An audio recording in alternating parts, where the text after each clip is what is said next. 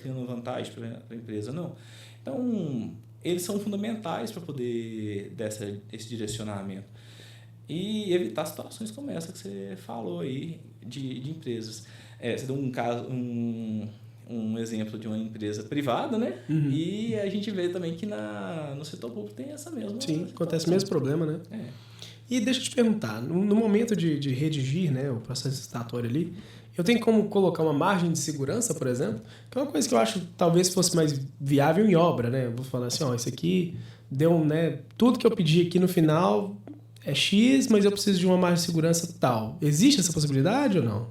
É assim, quando a gente faz o nosso planejamento, a gente primeiro vai começar lá dos projetos básicos. A gente faz todo um estudo de solo, estudo de topografia, faz aí depois o projeto arquitetônico com as arquitetas, ou então os próprios engenheiros podem fazer, projeto elétrico, hidráulico, então a gente tem que amarrar da melhor forma possível. Definido tudo que a gente tem que fazer na obra, a gente vem fazendo um memorial descritivo de tudo que a gente vai fazer para detalhar. A parede deve ser pintada com uma tinta acrílica de cor tal e define o escopo geral. Então a pessoa tem que ter muito isso em mente. Fez o projeto, fez o memorial descritivo, agora vamos adotar a elaboração da nossa planilha. Dentro das planilhas, a gente utiliza alguns critérios. Por exemplo, a gente tem algumas planilhas que chamam SINAP, a planilha do SINAP, ou então a planilha do CETOP. São planilhas que são desenvolvidas pelo IBGE ou pelo Estado. Eles vão fazer uma busca de valores no município, ou então na região. Por exemplo, é lançado uma atualização do CETOP. O CETOP ele vai fazer uma investigação em todas as empresas que fornecem material, mão de obra, para ver quanto que custa uma hora de pedreiro, para ver quanto que custa um prego, quanto que é um pacote de cimento, e ele vai transformar isso numa métrica. Essa métrica, ele vai fazer lá baseado nas médias que as empresas desenvolvem a mercado.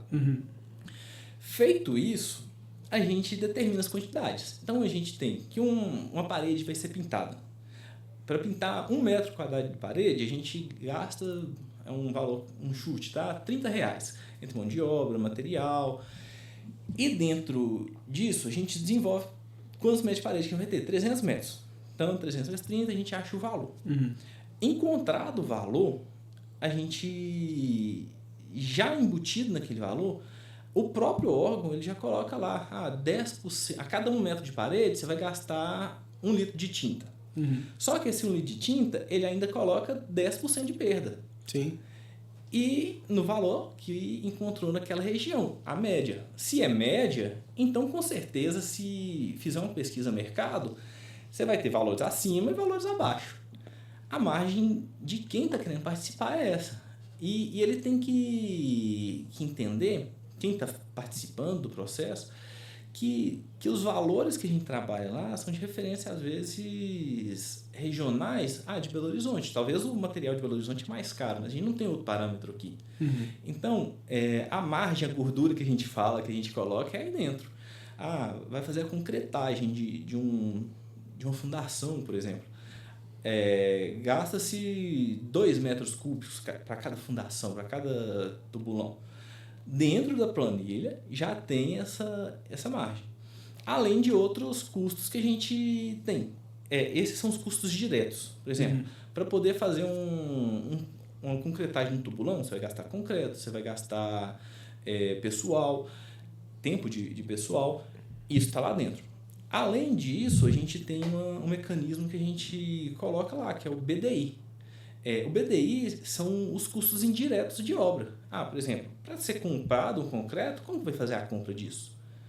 Alguém no escritório daquela empresa tem que trabalhar. Tem imposto a ser pago. A empresa claramente tem lucro. E quando faz essa composição de custo, a gente definiu todos os valores. Multiplica-se pelo BDI, é o valor final. Quando a gente vai licitar, o valor máximo que a gente encontra é o nosso valor de planilha. Então, muitas vezes, a gente vai licitar um exemplo que eu utilizava, que eu estava trabalhando, uma UBS, uma Unidade Básica de Saúde. A Unidade Básica de Saúde saiu um valor de 2 milhões pela minha planilha. Só que lá eu já deixei uma margem para administração local da empresa, para um lucro da empresa, para risco da empresa. Então, isso seria a gordura que a empresa tem. Ela tem que saber trabalhar lá dentro para poder conseguir um fornecedor mais barato, para conseguir talvez reduzir a margem de lucro e ganhar a obra. Então, ela tem uma forma assim de ter essa gordura. Ela tem que saber na onde que ela vai trabalhar. Talvez ela vai fazer a compra de piso. Ela vai comprar em grandes quantidades, porque ela é uma construtora, e vai negociar esse valor com o órgão. Ou a gente tem que levar em conta que o órgão público ele sempre vai querer ter a vantagem. A gente precisa dessa vantagem para o bem público. Sim. Senão, se a gente ficar colocando gorduras demais, a gente vai acabar beneficiando demais uma empresa e a sociedade está sendo prejudicada, porque a gente não tem um controle, não tem uma proteção dessa empresa, do órgão público. E a empresa ela tem seus mecanismos, então ela tem que conseguir, dentro dos valores que a gente coloca lá dentro, baratear o máximo, né? Esse é o jogo de cintura de quem é dono da empresa, é a dificuldade de quem é dono da empresa, né? Mas aí a empresa sofre, né, para poder chegar nisso aí. Sofre. Pode falar, você tem que falar? Só que quando a gente, eu acho que até uma coisa que eu pegava muito para mim antes de fazer engenharia, antes de estar envolvido no setor, quando a gente passa numa obra e olha os valores, muitas vezes a gente assusta. A gente fala assim, nossa, que obra cara, né? Obra feia dessa aí. Exatamente. Mas porque é muito bem remunerado os valores que a Sinapse e a Top pagam. Claro que a gente tem que levar em consideração também que quando a gente vai fazer uma obra para a gente, ou então a obra que você vai fazer na sua casa, você acaba não tendo tanta coisa, tanto rigor para poder fazer. Então, às vezes, a pessoa que está contratando para fazer sua casa, ela trabalhando lá com um pedreiro da esquina, ele vai cobrar mais barato. E outra, né? Não tem tantos regulamentos assim que regem a construção de sua casa, né? Você não vai ter uma necessidade. A necessidade que vai criar é você, na verdade. Eu preciso ali de pontos de tomada, eu que vou definir quantos pontos de tomada que eu preciso na minha casa. Quando você está de órgão público, não. O negócio tem que ser todo bem alinhadinho, bem estruturado. Eu posso chegar lá e falar pro seu Zé, pedreiro, seu Zé, vem aqui fazer minha casa, você me cobra quanto? Não, 150 conto aí, eu faço aí a diária, não sei o quê. Daí você consegue baixando custos, né? Sem contar custo de imposto, essas coisas que a empresa vai ter que pagar, que a gente às vezes não vai acometendo aquilo ali. Então é bem diferente, né? Os custos realmente se reduzem muito quando a gente vai fazer uma obra em casa, assim. Exatamente. Deixa eu te perguntar, já aconteceu algum caso com você de ter discrepâncias muito grandes entre valores, assim? Sim. A gente chega na licitação, no dia da licitação, é uma expectativa tremenda. A gente fica até ansioso porque... É mesmo? Porque a gente nunca sabe o que vai acontecer ali. Dia de análise de licitação é sempre muito tumultuado. A gente tira o dia basicamente para fazer aquilo. Porque a gente tem que basicamente olhar linha por linha daquelas 600 linhas que a gente tá trabalhando. Para entender se a proposta que a pessoa tá oferecendo para a gente, se ela tem viabilidade. Porque às vezes o licitante ele vai chegar e vai oferecer para você um valor que a gente sabe que vai ser inexequível. Ele vai te dar um desconto muito bom. Mas por quê? Porque ele zerou alguma planilha lá, algum item da planilha. Ou então ele zerou alguma coisa que não podia ser zerado. Sim. Então a gente tem essas discrepâncias assim, a gente chega e vê que algum item foi suprimido da planilha. Então a gente tem que verificar se tudo que a gente colocou lá ainda está lá, porque na hora de fiscalizar a gente não pode ter esse problema. O que foi proposto tem que ser cumprido. Sim. Tem um item, uma questão que eles sempre colocam, que é o jogo de planilha. Às vezes a gente pode comer alguma barriga mosca, lá, comer uma mosca e errar. A gente fica sujeito a errar na hora da execução da planilha. E pode ser que o cara foi mais esperto que a gente e percebeu que tá errado. Só que a gente espera que o licitante sério ele vai tirar dúvida com a gente. Sim. Ele tem a metodologia, tem um prazo para poder tirar dúvida e falar assim, olha, vocês estão pedindo aqui, isso aqui tá errado. Sim, vocês pediram 10 latas de tinta, mas são tantos metros, isso aqui não vai dar não. Não dá não. E pode ser que ele vire e fale assim, aquilo dali não vai precisar não. Então vai ser ali que eu vou tirar meu valor. Porque na hora de... A gente não vai pagar isso na hora. Sim. Se a gente coloca uma coisa, algum quantitativo exorbitante, a gente acaba aditivando. O aditivando pode ser para mais ou pode ser para menos, né? A gente vai acabar aditivando. E na hora da gente fazer o aditivo, ele vai suprimir o valor. Se, por exemplo, ele zerou o valor que vai ser suprimido, ele percebeu isso, ele está jogando contra. Ele viu, ele tirou uma vantagem de um erro e estaria se beneficiando disso. O desconto que ele falou que ele estava dando não existe. E isso é uma prática incorreta. A gente chama de jogo de planilha e se a gente, em algum outro momento, a gente percebe que foi feito isso durante a licitação, então até depois, pode ter punição. A empresa que faz isso, ela tá agindo de má fé e pode ser eliminada lá do processo. Já teve casos assim, a gente estava fazendo, por exemplo, uma escola e percebeu que um quantitativo errou uma unidade. A gente estava com um item que ele era em metros, em uma planilha, no setup, no Sinap. Setup é uma outra metodologia que a gente utiliza. No Sinap e no Setup, quando a gente verificou, a unidade dela era diferente. A gente utilizou o código de outra planilha e manteve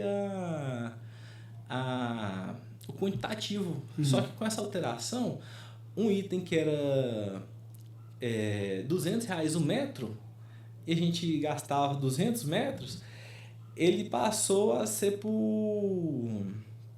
uma unidade que gastaria, por exemplo, muito menos de volume e o custo era muito mais alto, R$2.000 o metro. Então, uma coisa que gastaria R$2.000 uma obra passou a R$200.000. E o licitante descobriu isso na planilha. Só que a gente foi ver só futuramente. Por que ele deu esse desconto todo? Aí a gente foi lá e falou assim, não, a gente não pode deixar ele ganhar por causa disso. É um jogo de planilha. Na hora que a gente fosse fazer um aditivo, esse item ele tiraria uma vantagem muito grande, porque ele zerou aquilo dali. Vamos ter que refazer o processo licitatório todo. Nossa senhora, imagina. Perdeu, isso aí virou um auê. Nossa, imagina a trabalheira que deve ter dado. Injeção de saco. Demais. Imagina. Porque... atrasa muito, né? Atrasa muito. E é um constrangimento muito alto. O setor todo fica, tipo assim, como que isso passou? Mas acontece.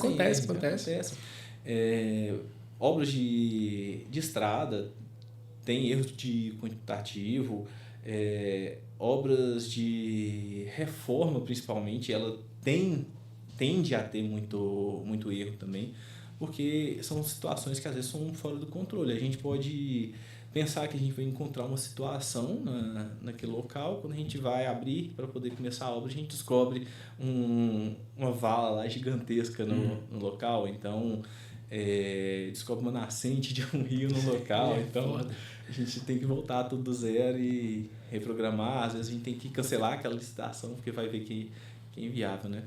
E no caso de um processo ter acontecido por completo, deu tudo certinho, tudo bacana, e chegou lá, né, o prestador de serviço não está conseguindo concluir o processo, não está conseguindo fazer, o que isso aí vai dar de problema para esse cara? Aí a gente vai jogar para a esfera do judiciário. A gente primeiro inicia o processo. Uma das etapas é montagem no cronograma. Então, quando a gente vai fazer o cronograma, a gente estabelece lá que a gente quer aquela obra sendo realizada em 1 ano. E o licitante, ele foi na sina de ganhar. Talvez não teve um engenheiro que deu assistência. Calma aí, você não dá conta de pegar essa obra, não. Por exemplo, uma obra que a gente vai fazer uma licitação no município de Curvelo. Mas Curvelo, a extensão do território é muito grande. Sim. O cara vai achar que a obra é aqui no centro. Aí a obra é um distrito, assim, lá em São José da Lagoa. Angretá, por exemplo. Né, cara? Aí você vai conseguir mão de obra lá da forma que você queria. Você vai conseguir uma casa para poder deixar com os colaboradores. Aí o cara pode achar que vai conseguir. Vem um viajante aí, um cara que é de outra cidade, descobriu aquela licitação, fala assim, não, nós vamos chegar a fazer acontecer. A hora que vai ver, fala assim, a cidade de Curvelo, cidade grande, cidade com mão de obra, vai conseguir. Aí vai para um distrito desse, não tem uma mão de obra que pode atender ali, aí ela vai perder ali algum tempo para poder fazer a atividade. Ou então pode, por exemplo, o processo iniciou agora, nessa época de chuva que a gente está em novembro, dezembro. Infelizmente, quando a gente faz o processo de licitação, a gente fala, intempéries não são passíveis a redução de prazo. Redução, porque a gente estabeleceu aquele prazo. A gente está falando que a empresa tem que se responsabilizar por fazer naquele prazo. E deu um mês, a empresa não começou a obra. Deu 2 meses, ele começou lá bem devagarzinho, não está cumprindo o cronograma físico-financeiro. Aí a gente tem que começar a notificar. A gente tem que começar a notificar porque senão a gente pode acabar... a empresa pode ver que não é viável, ela pode querer fazer só uma atividadezinha lá que vai dar um dinheirinho para ela e ela vai conseguir ir embora. Vai ficar por baixo dos panos ali mesmo. Exatamente. Então a gente tem que notificar e manda para os órgãos a parte jurídica da prefeitura. Então qualquer atividade que a gente faz na licitação, ela tem que envolver muitas mãos. Ela passa pela controladoria, que eu já falei, pelo setor de licitação, que é responsável por verificar se as empresas estão de acordo, por fazer contratos, pelos procuradores municipais, que é a parte jurídica, pelas secretarias, que são as mandantes, as clientes finais, né? Às vezes a gente trabalha numa secretaria de